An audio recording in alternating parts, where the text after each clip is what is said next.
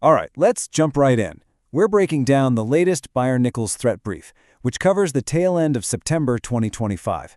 In just the next few minutes, you're going to get a clear picture of the biggest threats out there on the digital front lines. And we're going to start with the million-dollar question. So, first things first. In a world with literally billions of potential targets, everything from your phone to massive data centers, where are hackers really pointing their cannons right this second? And the answer is actually pretty simple, but it's also incredibly concerning. They're not just going after your files anymore, they are attacking the very foundation of your digital world, the core infrastructure that absolutely everything else depends on. And that leads us to the first huge finding from this report. The number one concern right now is this massive wave of attacks hitting the devices that route our traffic, protect our networks, and basically manage the internet as we know it. We're seeing some very specific weak spots getting hammered across the board. We're talking about critical flaws in Cisco firewalls, problems in Fortress file transfer tools, and even vulnerabilities deep inside Google's browser engine. Seriously, think of each one of these as an unlocked front door in millions of office buildings, and the bad guys are just walking right in. Okay, so with all these doors wide open, who's actually paying the price?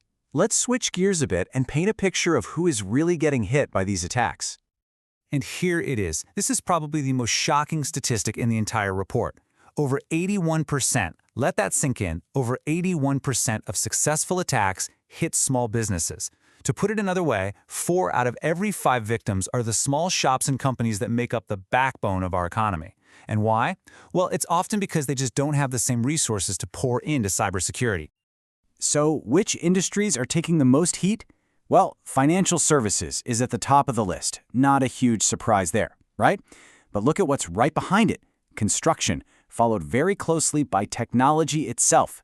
It just goes to show you, no sector is safe anymore. And what about geography? Where is all this happening? The United States is still by far the primary target, making up more than half of all incidents. But here's the real story on this slide. Look who just jumped into the number 2 spot, South Korea. The report ties this spike directly to a massive data leak from a ransomware group we're going to talk about in just a minute, Qilin. All right, so we know who's being targeted. Now, let's look at the weapons being used against them. We're going to open up the toolkit and see what the modern cybercriminal is working with, starting with their biggest, baddest weapon. Now, before I show you the full leaderboard of ransomware gangs, I've got to highlight the meteoric rise of one group in particular. Check this out. Security has skyrocketed from 27th place all the way up to 5th in just 2 reporting periods. That kind of jump is a massive red flag that we're dealing with a new and very effective threat. And here's the current landscape. Qilin is absolutely dominating, responsible for more than 21% of all attacks. But look how tight the race is right below them. You've got groups like Akira and Play neck and neck, which just shows you how fast things can change in this criminal underworld.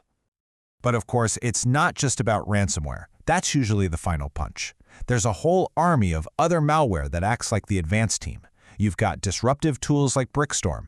You have info stealers, specifically targeting Macs, like MetaStealer. And then you have these sneaky little loaders like MiniBrowse that are like digital scouts, getting in first to open the gates for the bigger attack. And what's really fascinating here is that a lot of this new malware isn't just floating around randomly on the internet. No, it's being deployed with surgical precision by some very specific, highly organized adversaries. So let's pull back the curtain and meet the attackers themselves. Because this isn't just about anonymous code. These are organized groups. They have names, they have motives, and in a lot of cases, they have the backing of entire nations.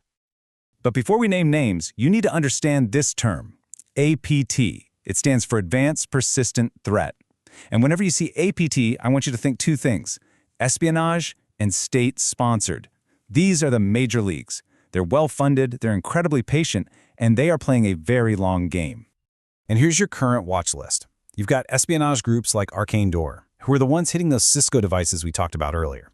You've got state-linked APTs from Iran, China, and Russia, like the infamous APT-28, which now has a brand new backdoor for Microsoft Outlook.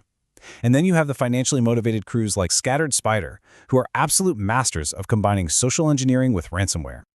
So, I know this all sounds pretty grim, right? But this fight is not a one-way street.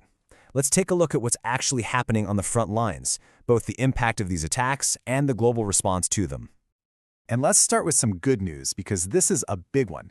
In a huge global operation, law enforcement managed to seize nearly $500 million from various cybercrime rings. That's a major blow. And hey, remember that group Scattered Spider? Well, this proves they aren't ghosts. Authorities over in the UK arrested several teenagers, linking them directly to a major hack. So yes, there are real-world consequences.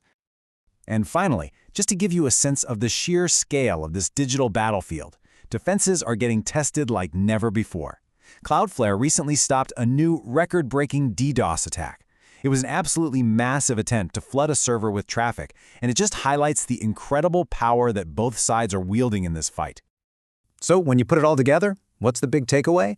The threats are zeroing in on our core infrastructure. The weapons are getting smarter and faster, and the victims are often the ones who are least prepared. And all of that brings us to the one final critical question you've got to ask yourself. In a world this chaotic, how secure is your own foundation? Is your digital front door really locked?